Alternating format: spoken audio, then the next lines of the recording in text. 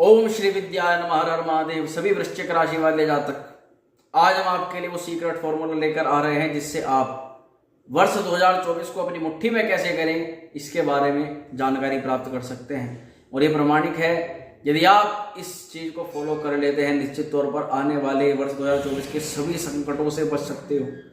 हर एक अपॉर्चुनिटी का फायदा उठा सकते हो। कभी कभी व्यक्ति के पास में अपॉर्चुनिटी आती है और जब वह चली जाती है उसके बाद वह सोचता है, विचार करता है कि काश मैं इस अपॉर्चुनिटी का फायदा उठा लेता।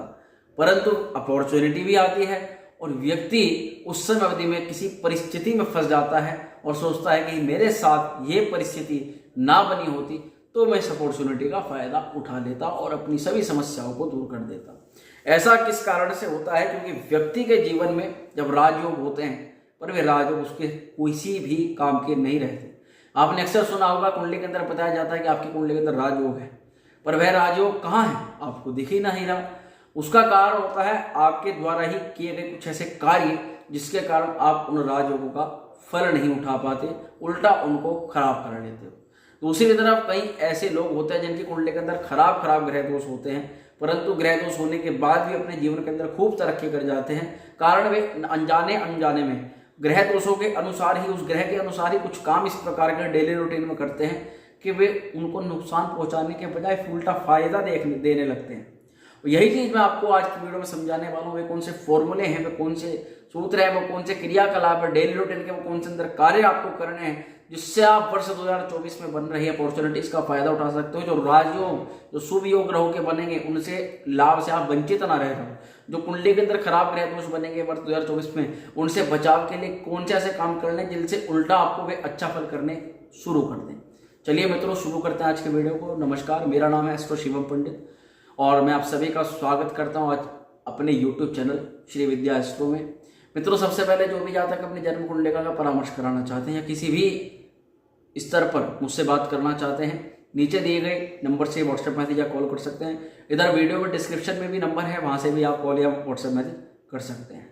अगर आपको अपने जन्म कुंडली के बारे में विशेष रूप से अध्ययन करना है, आपके 9 ग्रह आपके बारे में क्या कह रहे हैं, कौन कौन से ग्रह दोष हैं आपकी कुंडली के अंदर, क्या उनके उपाय आपको करने हैं, आने वाले 10 वर्षों के बारे में भविष्य फल रूप में आप जानना चाहते हो, एक मार्गदर्शक आप जानना चाहते हो कि आपको करना क्या क्या करना है, तो आप बृहद पर्सनलाइज कुंडली को ऑर्डर कर सकते हैं जो आप वीडियो के अंदर देख पा रहे हैं। चलिए मित्रों, शुरू करते हैं आज की वीडियो को और आपको देते हैं बृहद जानकारी कैसे आप वर्ष 2024 को अपने अनुकूल बना सकते हैं। सबसे पहले हमारे लिए जानना आवश्यक होगा ग्रहों की स्थिति को, क्योंकि ग्रहों की स्थिति के अनुसार ही हमें पता लगेगा कि कब कब कौन कौन सी अपॉर्चुनिटी हमें मिलने जा रही है। वृश्चिक राशि वाले सभी जातक, आप सभी को ज्ञात ही होगा कि आप पर शनि की ढैया चल रही है। ढैया के दौरान आपको शनि के उपाय भी करने हैं और आप कर भी रहे होंगे। वहीं पर अब आपको हम 4 ग्रहों की विशेष प्रेडिक्शन बताएंगे इस वीडियो के अंदर। देवगुरु बृहस्पति, शनि, राहु और केतु, यही 4 ग्रह ऐसे हैं जो एक बार जिस भाव में बैठ गए तो जल्दी से उस भाव को छोड़ते नहीं हैं। और आपको पता भी होगा कि इस साल 2023 में बृहस्पति और राहु, बृहस्पति वक्री और मार्गी होते हैं, शनि महाराज 2023 में चेंज हुए और राहु भी इस वर्ष चेंज हुए हैं। अब आने वाले 2024 में ये तीनों ही ग्रह मुख्य रूप से प्रभाव डालेंगे। सबसे पहले देवगुरु बृहस्पति। मित्रों, 1 मई तक बृहस्पति रहेंगे मेष राशि में, 6ठे भाव में रहेंगे और 6ठे भाव पर इनकी स्थिति शुभ नहीं मानी जाती।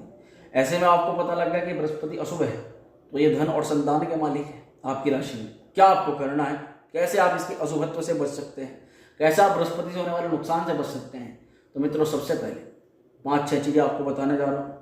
आपको सबसे पहले संतान पर विशेष ध्यान रखना है। संतान की हरकतों पर, संतान की स्वास्थ्य पर, संतान क्या कर रही है जीवन के अंदर, किस प्रकार के निर्णय ले रही है, किस प्रकार के लोगों के साथ उठ बैठ है, सब चीज़ों पर विशेष ध्यान रखना होगा। उधर आपको संतान की किसी भी प्रकार की झांसे में, बातों में नहीं आना है। कुल मिलाकर के यदि आप कोई अपॉर्चुनिटी किसी काम में निर्णय ले रहे हो तो यदि आपको संतान की कोई डिसीजन है तो आपको कुछ नुकसान पहुंचा सकता है। कुटुंब में विवाद से पूर्ण रूप से बचना है आपको। सेविंग करना आपको शुरू करना है इस समय में और वाणी का संयमित इस्तेमाल करना है। चर्बी को बढ़ने नहीं देना है, क्योंकि अगर शरीर में फैट बढ़ता है तो आप बृहस्पति को खराब करते हो और बृहस्पति जब ऑटोमेटिक ही अशुभ भाव में है तो ऐसे आपको बृहस्पति को बिल्कुल भी खराब नहीं करना है। विशेष रूप से आपको योग, प्राणायाम और अपनी चर्बी को कंट्रोल में रखना है। जितना हो सके आपको यदि चर्बी बढ़ी हुई है तो आप उसको कम करने का प्रयास करें। सही समय आने पर आपको भोजन करना है। देर रात्रि पर गरिष्ठ भोजन, गलत समय पर गलत प्रकार का भोजन करने से बिल्कुल आपको बचना है। और ये केवल मैं कोई हेल्थ प्लानर नहीं हूँ जो आपको हेल्थ के बारे में बता रहा हूँ, ये सब चीज़ें जुड़ी हुई हैं बृहस्पति से, बृहस्पति के शुभ योगों से, बृहस्पति के खराब ग्रह योगों से। ये आपके हर एक बृहस्पति के बचाव को, इन चीज़ों को फॉलो करेंगे तो निश्चित तौर पर आपको बचाएगी। फिर गुरु 1 मई के बाद जाएंगे वृषभ राशि में, 7वें घर में पहुंच जाएंगे और यहाँ पर अभी इनकी स्थिति थोड़ी शुभ होगी। धन भाव और संतान भाव से व्यापार आपको लाभ हो सकता है। कैसे, कौन कौन सी चीज़ों को आपको अपने डेली रूटीन में लेना है? सबसे पहले पत्नी से आपको लाभ के प्रबल योग इस समय अवधि में दिखाई देते हैं। कुल मिलाकर के यदि आप पत्नी को मान सम्मान दें, आप पत्नी की थोड़ी सी बातें माने, पत्नी की जरूरतों को पूरा करने का अपनी तरफ से प्रयास करें, तो कभी कभी हम 1 रुपया खर्च करते हैं तो हमारे लिए 100 रुपये पीछे से मिल जाते हैं। कुछ ऐसी स्थिति आपको बन सकती है, यदि आप अपने पार्टनर के ऊपर थोड़ा खर्च करें तो आपको आगे से लाभ प्राप्त हो सकता है। पुत्र लाभ भी ऐसी अवस्था में आपका बन जाता है। पुत्रों की सलाह से आपको लाभ होना शुरू हो जाता है, जो मैंने अभी मना किया था वहीं अब आपको लाभ प्रदान करना दे सकता है। कुटुंब में शांति का माहौल बनाना आपके लिए सबसे ज्यादा लाभ रहेगा।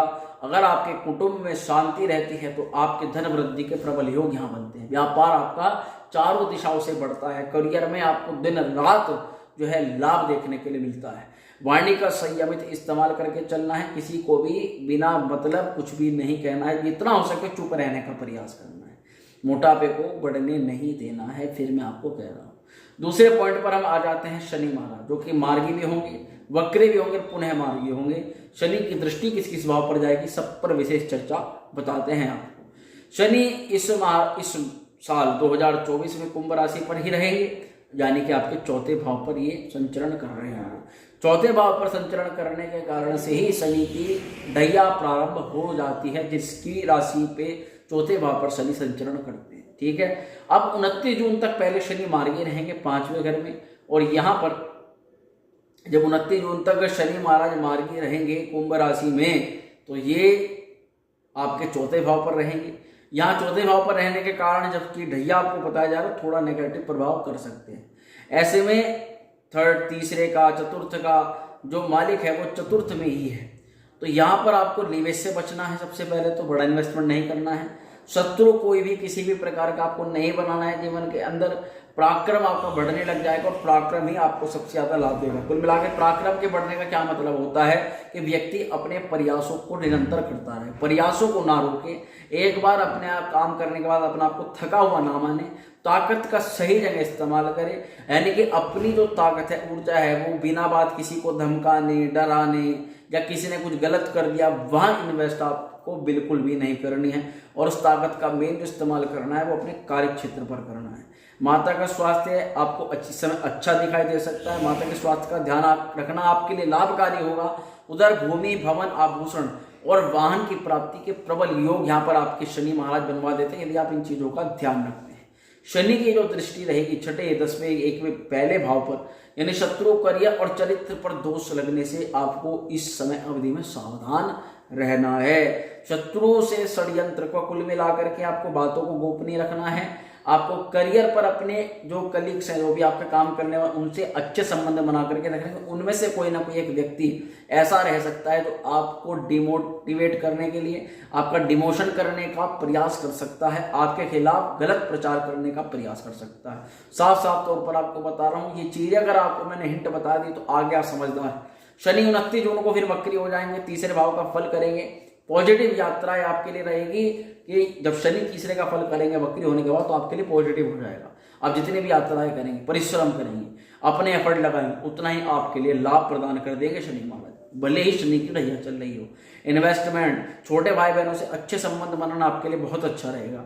जितने भी आपके फीमेल रिलेटिव्स हैं, मौसी है, मामी है, बुआ है, फूफी है, कोई भी है, तो आपको उन सभी से संबंध अच्छे बनाने हैं। मेहनत ज़्यादा से ज़्यादा करनी है। ऑनलाइन चीज़ों को अपने करियर में लाना है। यदि आप एक स्टूडेंट है तो आपको ऑनलाइन के माध्यम से पढ़ाई करने का प्रयास करना है। यदि आप करियर में हैं तो अपने काम को ऑनलाइन कैसे ले जाए इसका प्रयास करना है।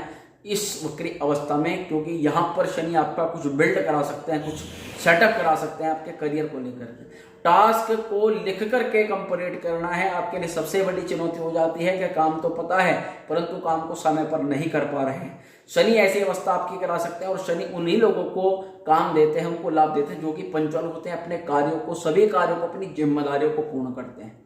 अब 15 नवंबर को शनि महाराज जब मार्गी हो जाते हैं 15 नवंबर को, तो ये आपके चौथे भाव में रहेंगे और प्रॉपर्टी में लाभ प्रदान करना शुरू करेंगे। माता का स्वास्थ्य आपका अच्छा करेंगे, परिवार से खुशहाली का माहौल बनाएंगे, धीरे धीरे मानसिक स्थिति सुधरेगी, परिवार पर फोकस बढ़ने लग जाएगा। ये बहुत अच्छे यहाँ पर प्रबल योग बन जाते हैं शनि महाराज। तीसरे पॉइंट पर आ जाते हैं राहु महाराज। इस साल राहु मीन राशि में यानी आपके पंचम भाव में संचरण कर रहे होंगे। निर्णय लेने से पहले आपको सलाह करनी है, कोई भी निर्णय आपको एकदम नहीं लेना है। भ्रम की स्थिति से बचने के लिए तुरंत निर्णय आपको कभी भी नहीं लेना है। आपको किसी व्यक्ति की, किसी बड़े व्यक्ति की सलाह ले लेनी है, किसी भी ऐसे व्यक्ति की जो दिखने में ज़्यादा सुंदर न हो परंतु ज्ञानवान हो, आपके लिए बहुत उत्तम रह सकती है उसकी सलाह। षड्यंत्रों से दूर रहने का प्रयास करना है, बिना बात झगड़े में नहीं पड़ना है किसी के भी, और समय पर आपको खाना और पीना है, यही आपके लिए विशेष सलाह। इसके बाद आ जाते हैं चौथी पॉइंट पर, केतु महाराज। केतु महाराज की स्थिति से कैसे आप वर्ष 2024 को अपनी मुट्ठी में कर सकते हो, तो सबसे पहले आपको बताना चाहता हूँ केतु कन्या राशि में रहें 11वें भाव में, यानी केतु आपके लिए शुभ हैं। अगर केतु शुभ है तो केतु को शुभ करने के लिए एक बात आप और सुन लीजिए। यदि आपने जीवन में कोई गुरु नहीं बनाया है, गुरु दीक्षा प्राप्त नहीं करी है, तो आप इस केतु के शुभ योग को प्राप्त नहीं कर सकते। सबसे अच्छा रहेगा कि आप गुरु मंत्र को प्राप्त करें, गुरु दीक्षा को प्राप्त करें, और अपने गुरु दीक्षा को प्राप्त करने के लिए वर्ष में एक दिन हम गुरु दीक्षा का कार्यक्रम आयोजित करते हैं। आप हमसे गुरु दीक्षा को प्राप्त कर सकते हैं नीचे दिए गए नंबर पे संपर्क करके। इसी के अलावा आपको कुछ उपाय भी करने हैं, कुछ क्रियाकलाप अपने डेली रूटीन में कुछ चेंजेस करने हैं। सबसे अच्छा रहेगा आप 5 मुखी रुद्राक्ष या रुद्राक्ष कवच को धारण कर ले।